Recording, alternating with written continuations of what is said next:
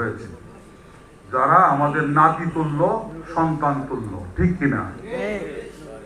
ওনারা অনেক প্রশ্ন আমাদেরকে ছুড়ে দেন।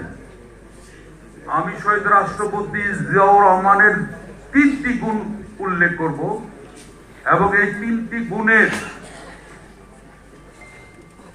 পৃথিবীর সকল রাষ্ট্রপ্রধান যারা ইতিমধ্যে এই পৃথিবীতে নেই তাদের সাথে আমি তুলনা করতে চাই।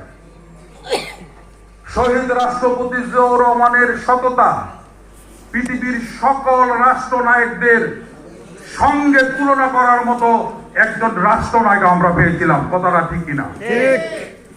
চরিত্র গঠনের মধ্যে শহীদ রাষ্ট্রপতি জিয়াউর রহমানকে যদি সারা পৃথিবীর সকল রাষ্ট্রপ্রধানদের সাথে তুলনা করা হয়, আমার মনে হয় শহীদ রাষ্ট্রপতি জিয়াউর রহমানের চরিত্র নিয়ে কোনো কথা বলার দুঃসাহস কেউ দেখাবে না।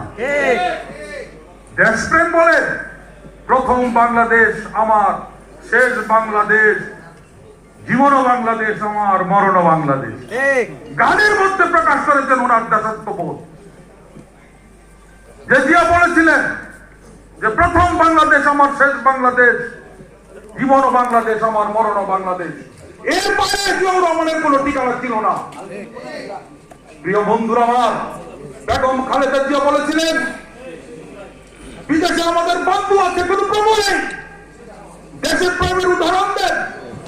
বিএনপি কে ভারতের দালাল বলেন, লজ্জা লাগে আজকে। গত পরশুদিন তারুণ্যের সমাবেশে আমাদের ভারপ্রাপ্ত চেয়ারম্যান তারেক রহমান বললেন দিল্লি নয়, পিন্ডি নয়, অন্য কোন দেশ নয়, সবার আগে বাংলাদেশ। দেশের প্রেমের কথা বলেন, নির্বাচনের কথা বললেই বলেন ভারতের দালালি করি, নির্বাচনের প্রশ্ন আসলেই বলেন ভারতের দালালি করি।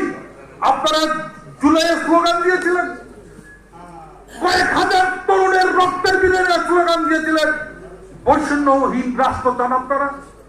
আপনারা তাজা প্রাণগুলির দিকে তাকিয়ে দেখেন, যারা রক্ত দিয়েছিল তারা একটা গণতান্ত্রিক রাষ্ট্রের জন্য রক্ত দিয়েছিল, তারা একটা সুষ্ঠু নির্বাচনের জন্য রক্ত দিয়েছিল, তারা একটি সুন্দর বাংলাদেশের জন্য রক্ত দিয়েছিল। বিএনপি তো এটাই চায়। এখন বাংলাদেশকে কোন জায়গায় নিতে চান আপনারা?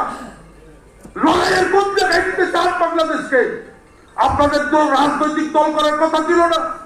আপনারা সর্বক্ষেত্রে সমাজের সর্বক্ষেত্রে বৈষম্যহীন দূর করতে চেয়েছিলেন।